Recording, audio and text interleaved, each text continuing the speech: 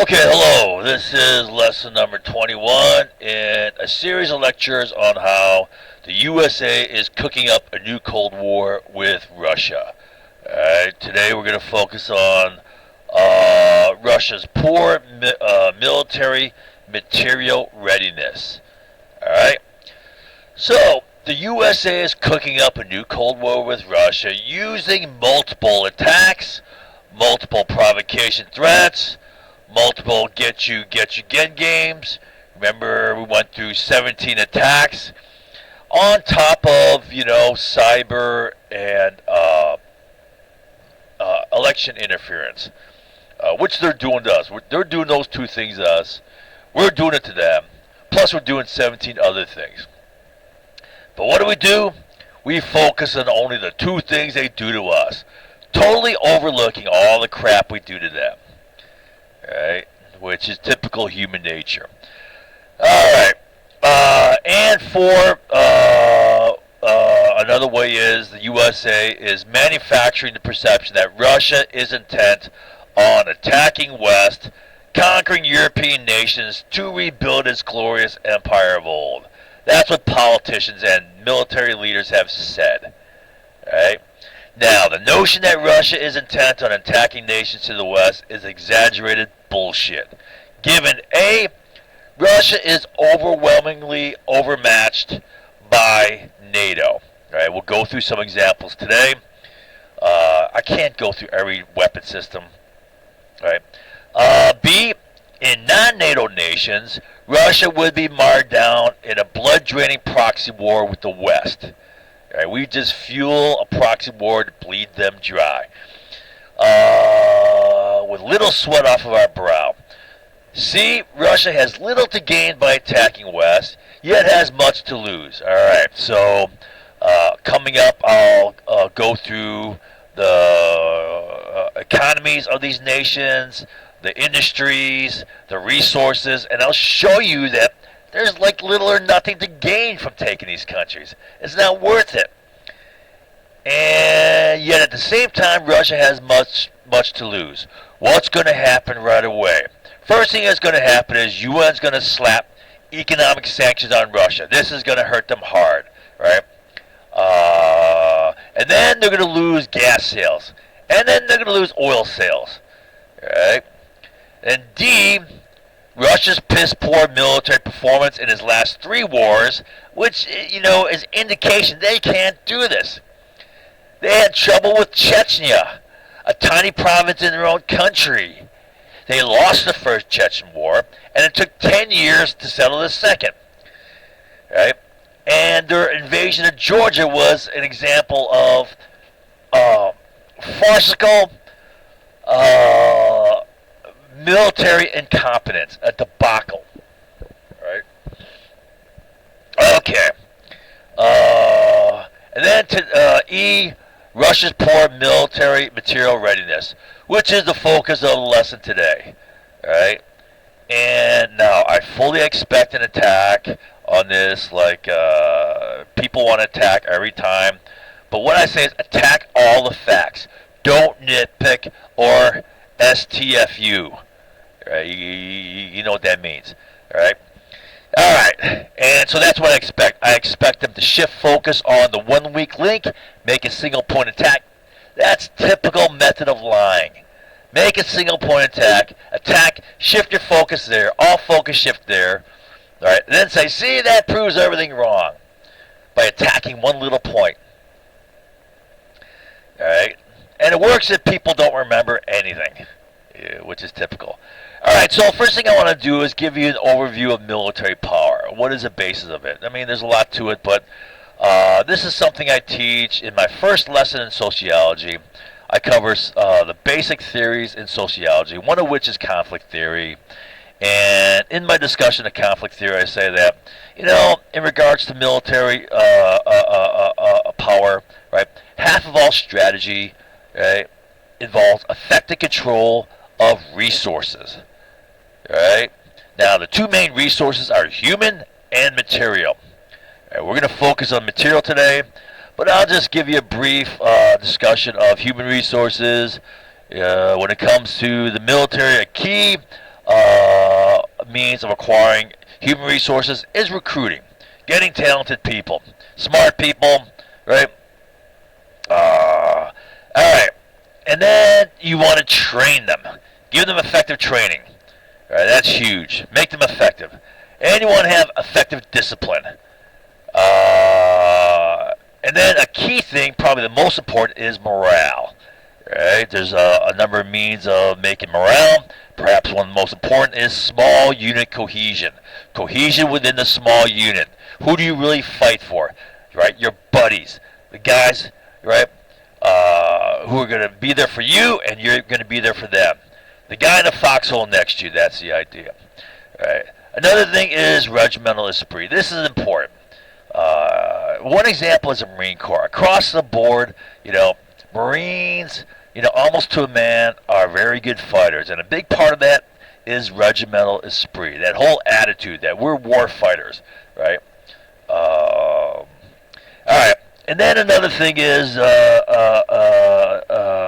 being attacked. Or if you're not attacked, you manufacture an incident, which is called a detonator. You make a detonator. Now, the USA is good at making these incidents. Long history of it. If you don't remember, well, I can't teach it all again. All right? So you manufacture an incident as a cause that you're attacked, right? And another thing is propaganda. Propaganda is used by all nations, including the USA. So is nationalism. U.S. uses nationalism, patriotism, right? This has been used, especially since the Napoleonic Wars. All nations jumped on this. They realized the power of the French Revolution and the nationalistic fervor that fueled effective French fighting. Fear-mongering always works. Still works every time it's used. Hate, xenophobia also. That goes together with fear-mongering. All right, for the material side, first thing you want is weapons design and production. All right, weapons design and production are based largely upon your fiscal ability, your financial ability, the size of your economy. And then you want to have maintenance and repair of your weapons systems, but also your transportation. You want to produce transportation, and you got to keep it in running order here. And the importance of that is logistics, supplies, which is critical. And one of the guys who really understood this was Eisenhower. He was big on logistics, the strategic value of logistics, understanding that logistics underlies strategy. All right, and you need to have secure lines of communication, not just the ability to transport it, but it's got to be safe. You got to control, protect those lines of communication. All right, now, after the dissolution of the Soviet Union, quote, the Russian defense industrial base essentially fell apart, along with the rest of society, especially during the Yeltsin era. Right? That's from the National Interest. Currently, Russia's military industry falls well short of the West in terms of technology. Right? For example, smart weapons, targeting pods, and actively electronically scanned phased-away radars. And what those are this is like the old school, rotating radar dish thing, right? New modern ones are stationary, just a plate, and instead of having a broad, wide beam sent out, you have these narrow pencil thin beams, high intensity, high concentrated, and there's hundreds, if not thousands, of these beams scanning every single inch of the sky. Right, and these are far more effective. Anyways, right now, I expect this is going to be attacked because Russia has come back and they started developing. I know their newest frigate has phased away array panels. I don't know how good they are. Also, I know that their S-400 SAM system has phased array. Right. So this could be attacked. This is one of the points they may focus on. Right. But I wanted to leave you with this. All right. Recall the success of the United States and the coalition over the Soviet equipment that the Rockies had. Right. On the first night of the air war in the Gulf War. Right. Allied planes, coalition planes, U.S. planes came in, jammed all their radars, destroyed all their radars, destroyed all the command and control, just whacked them on the ground. They were left blind in one night, pretty much in one night, and that was all Soviet equipment, right? I mean, that's way back in 91, but, anyways, okay. So you could say that the Russians advanced. Well, we probably advanced as well, faster than the Russians. Anyways, Russia no longer has a shipyard capacity to build large surface ships, right? They can't build a new carrier. And it uses antiquated construction techniques to build the ships that they can build, right? When Russia's only aircraft carrier, the Admiral Kuznetsov, deploys, it belches copious black smoke, and it has to take along a tugboat wherever it goes due to a high rate of breakdown. Right? This ship breaks down all the time. You got to tug it back into port. How embarrassing is that? You got to tag along, a little pet tugboat everywhere you go because chances are you're going to break down. Now, according to a Royal Navy source, quote, we have had people on board Russian ships in the last 10 years or so, and it's always a bit of a shock. The conditions inside are pretty manky. All their ships look shiny on the outside, but are pretty hard on the inside. Quote from the Telegraph. In addition, capital naval ships lack anti-submarine and anti-air escort vessels, requiring them to overload on multiple weapon systems, requiring multiple sensors and operators, creating a high likelihood that a combined enemy attack, right, air, missile, submarine, surface ship, whatever, would overwhelm the ship's combat information center, leaving gaps in their defensive capabilities. No defense in depth. Now compare that to U.S. Carrier battle fleet. So here's an aircraft carrier, right? It doesn't need to, it's got some defensive stuff on it, right? But it doesn't need to load up on defensive stuff because it has cruisers escorting it, right? It has a bunch of destroyers escorting it, frigates. It's got submarines escorting it, right? It's a whole battle fleet, right? Now, Russia only has a handful of capital ships. They got one aircraft carrier and they got two battle cruisers, right? And then 3 cruisers. That's it, right? That's their capital ships. What is that? 6 altogether. My goodness, that's nothing, right? Other than that, they got some destroyers. Not too many destroyers. They got more frigates and a lot of corvettes, which are glorified patrol boats. All right, where are we at here? Okay. Russia's fleet consists mostly of Soviet leftovers, right? So their ships, their newest, their largest amount of newer ships are like 1980s, 1990s at best. A lot of them are a lot older than that, right? Old Soviet era stuff. Oh, you know what? 1990s would be post-Soviet Union, right? So you look at 1980s. That are outdated, prone to mechanical breakdowns, wickedly uncomfortable for their crews, and rarely set sail. They sit in port most of the time. Why? Because they break down. So there's also a high rate of shipboard fires on Russian ships. Now, Russia is building small quantities of new ships, but they lack shipyard capacity to build a large capital ship. Right? So they're building some frigates and corvettes. All right, corvettes, like I say, are glorified patrol boats, a little bit larger than patrol boats.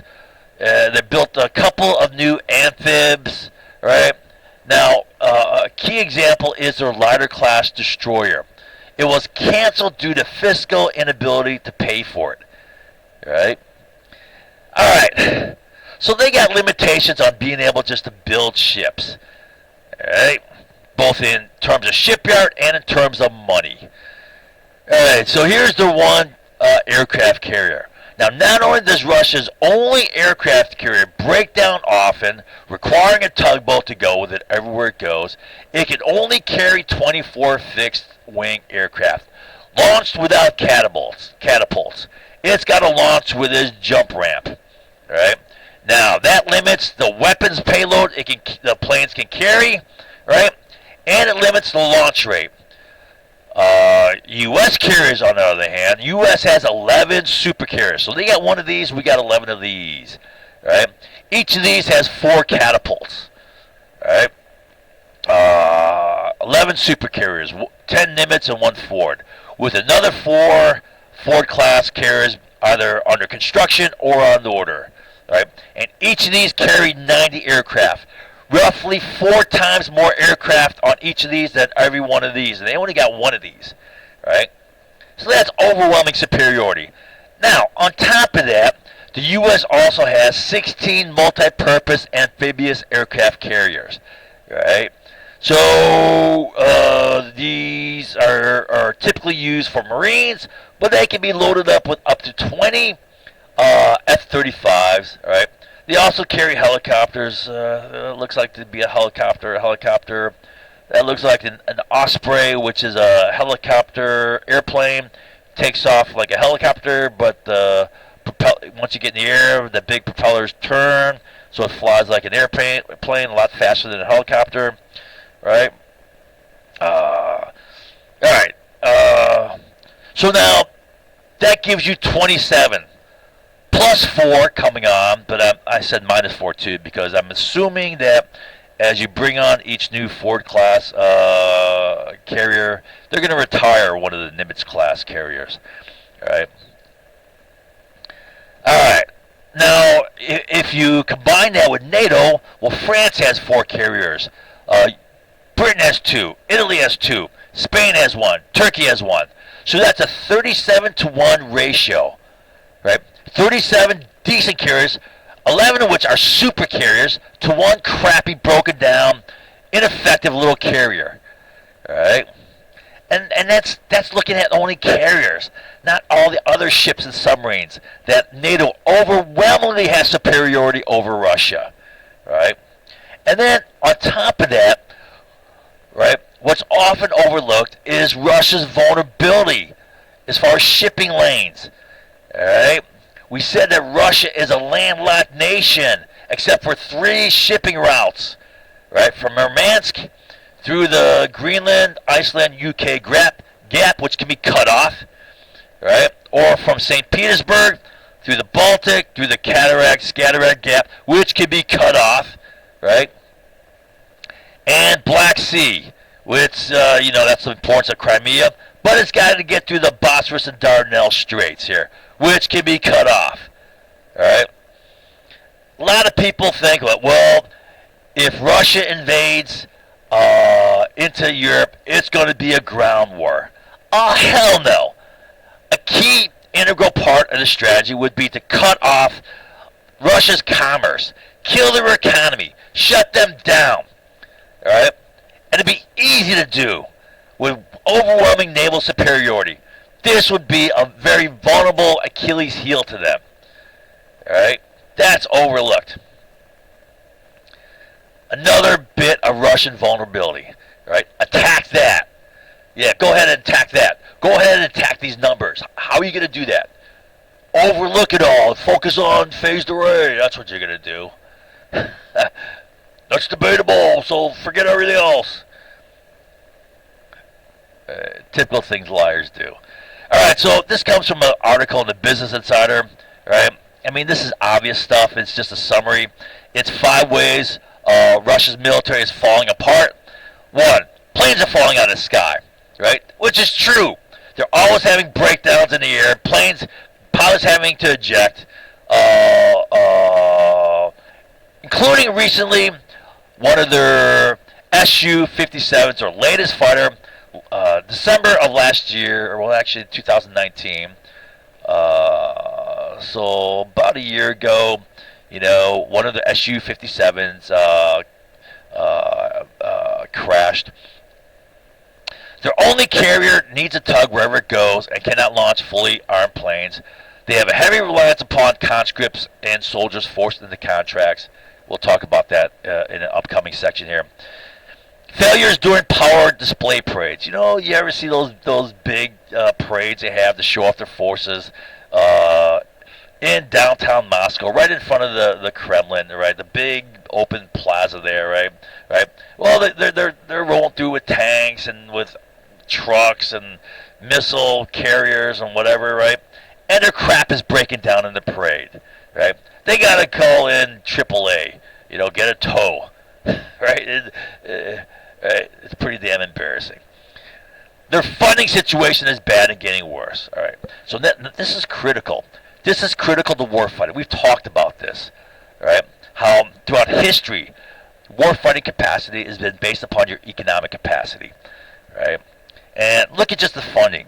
So this is funding for, annual funding for the USA, and here's Russia. It's just a tiny fraction of what the USA spends, all right? Next is China following us, then Great Britain, then Japan, then Saudi Arabia. After Saudi Arabia is Russia. They don't spend as much as Saudi Arabia, right? Then Germany, then India, then France, then Brazil, right? USA spends more than the next 9 combined, right? Russia's way down here. Now, a key reason for that is their fiscal ability, which is based upon the size of their economy and the revenues they can pull from their economy, all right? So USA's GDP is 19.4 trillion. Then you got China, Japan, Germany, Britain, France, India, France, Brazil, Italy, Canada, South Korea ahead of Russia. So little South Korea has a bigger economy than Russia. All right. Now, if you take California alone, California's economy is over twice as big as Russia's economy. All right. That's a key why they lack funds here for the military. During the attack that, how are you going to attack that? They're going to attack it. How are they going to attack that? Right? Just ignore it. Shift all focus on the phased array. During the Georgia-Chechen wars, their tanks were in disrepair, broke down frequently, lacked reactive armor, and thus were highly vulnerable to primitive shoulder-fired anti-armor weapons, RPGs, taking them out. Right? The explosives in reactive armor were pilfered for sale.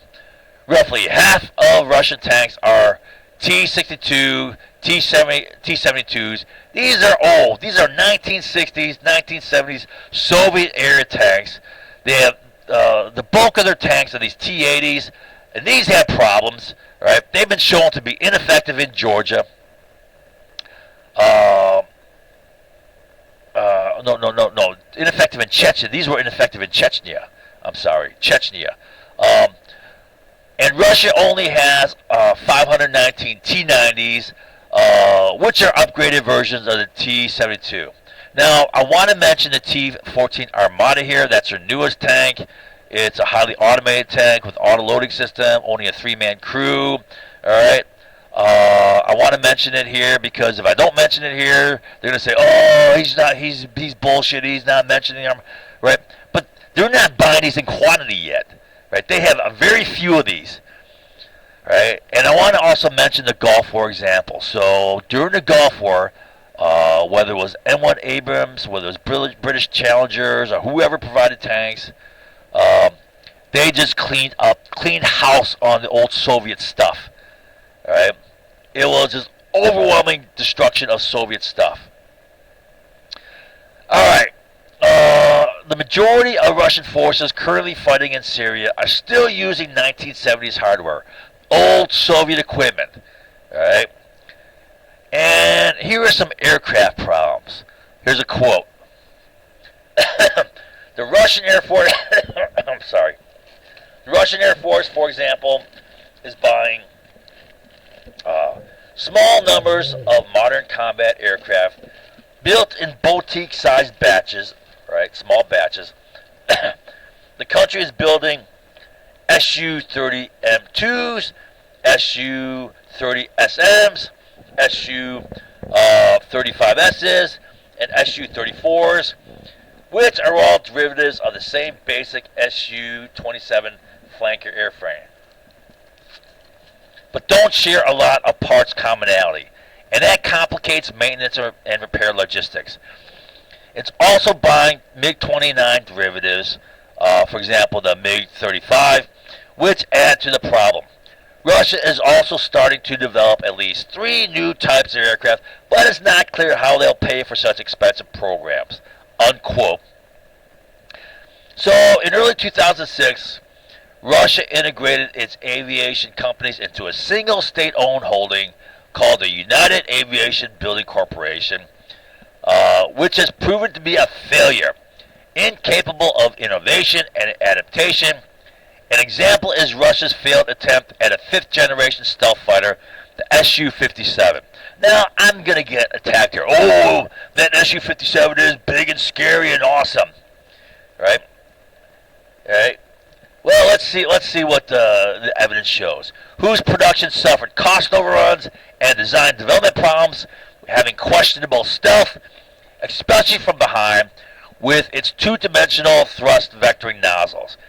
All right, so the nozzles back here, they move in each direction, X, Y axis all around, 2-dimensionally, right?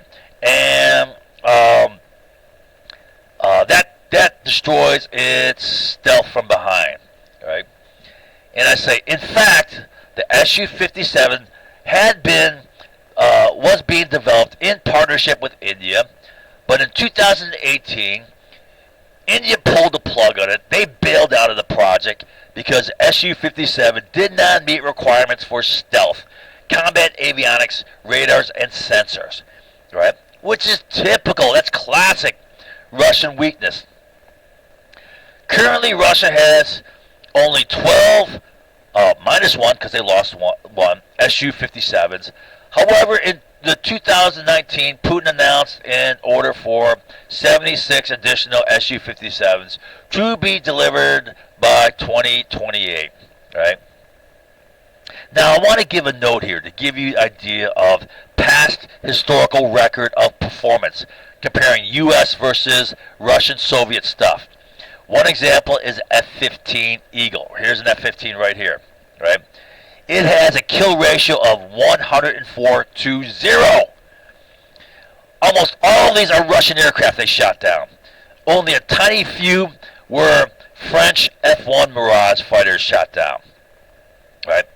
Almost all of them were Soviet-Russian aircraft shot down. MiG-21s, MiG-25s, MiG-23s, whatever, Sukhoi things, MiG-29s. All shot down, 104-0. Right?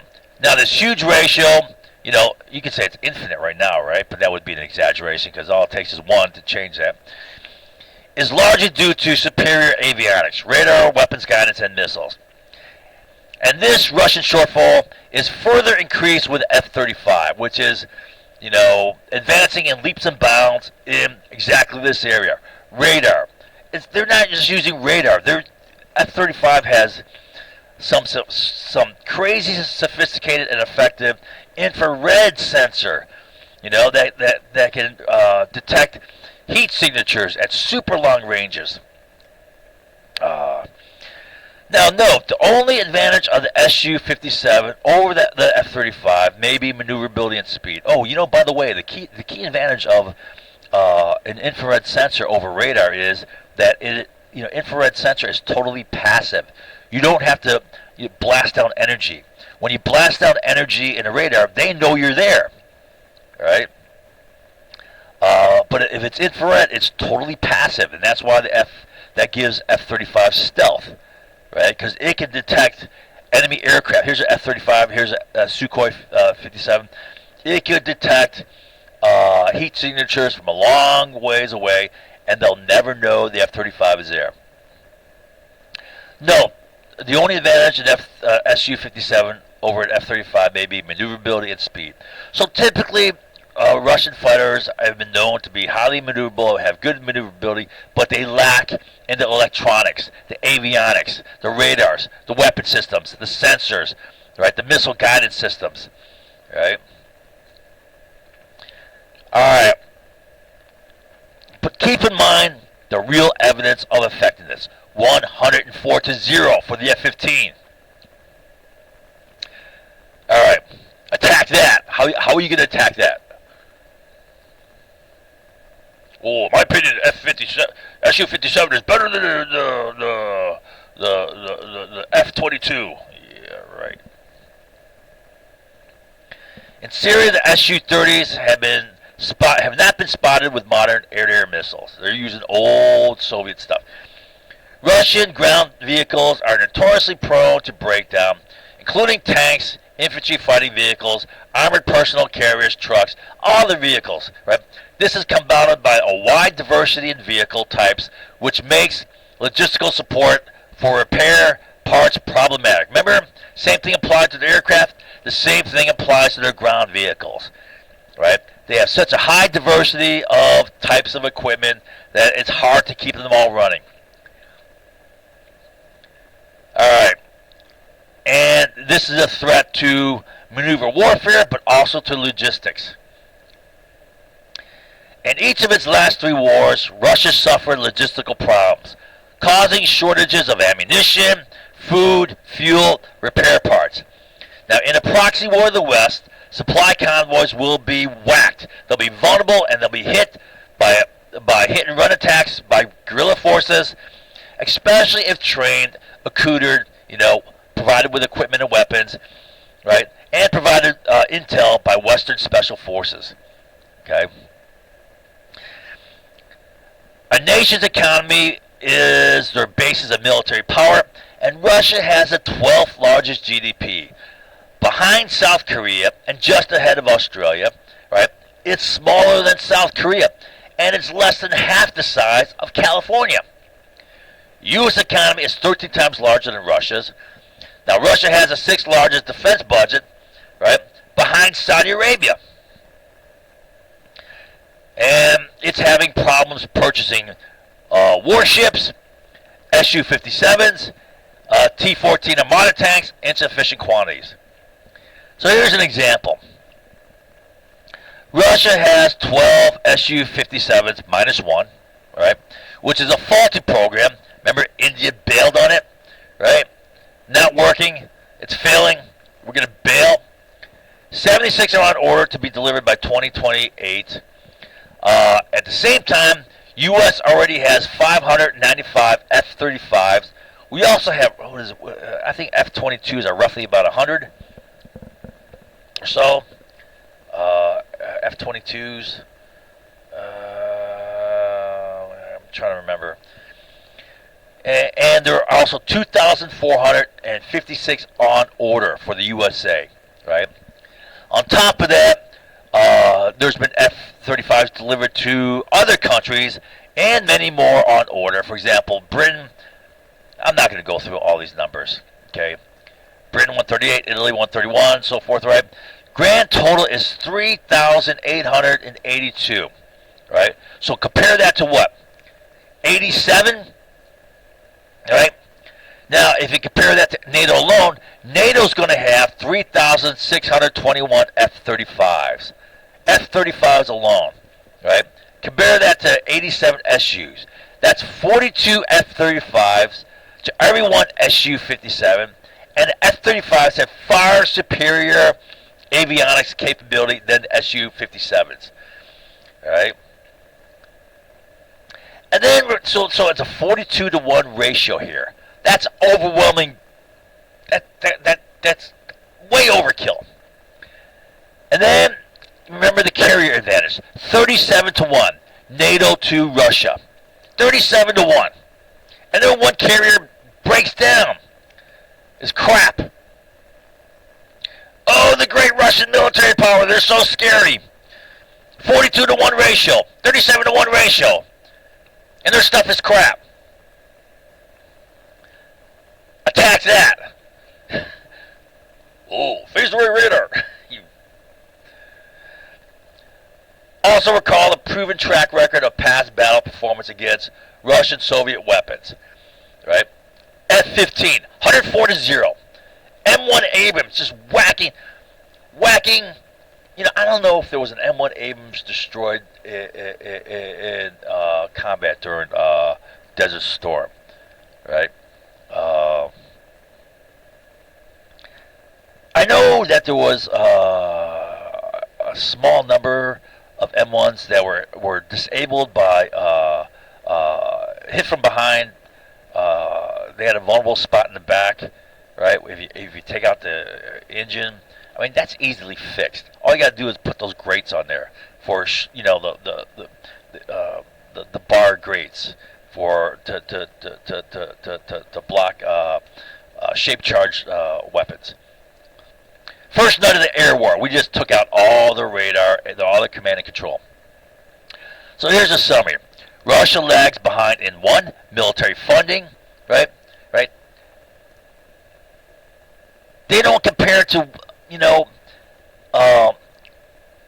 just the USA, let alone all NATO. Financial ability to pay, right? They got a small GDP. Technology, they're always lagging behind in technology. Shipyard capacity, they can't build big ships. Heavy reliance upon old Soviet-era equipment and weapons.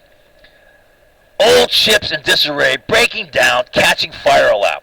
A proven record of high equipment breakdowns. Poor logistics for maintenance and repair. Complicated by a high variation in equipment without parts commonality. Right? I mean, just imagine the logistical nightmare of trying to keep track of all these parts, getting the right parts to the right place where they're needed when you have such huge diversity. And this will cause logistical failure. Right? So let's review. You need to have weapons design and production. They're lagging here. Technology here, funding here. Maintenance and repair. They don't have the money. They have too much diversity. Right? Transportation. Their trucks are breaking down. They have logistical problems. Right? And, secure lines of communication, even in a proxy war, they're going to have trouble. Right?